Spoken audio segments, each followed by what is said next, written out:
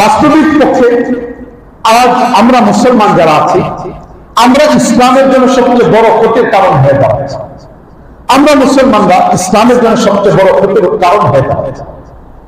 আমাদের অবস্থাটা হলো এমন, ইসলাম নামক পূর্ণ একটা ধর্মের দরজাতে আমরা দাঁড়াই।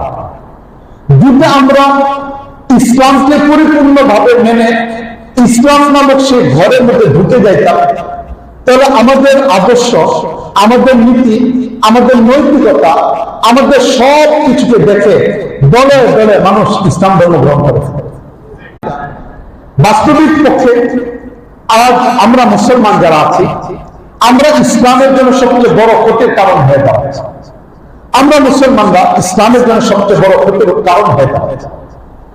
আমাদের অবস্থাটা হলো এমন, ইসলাম নামক পূর্ণ একটা ধর্মের দরজাতে আমরা দাঁড়াই।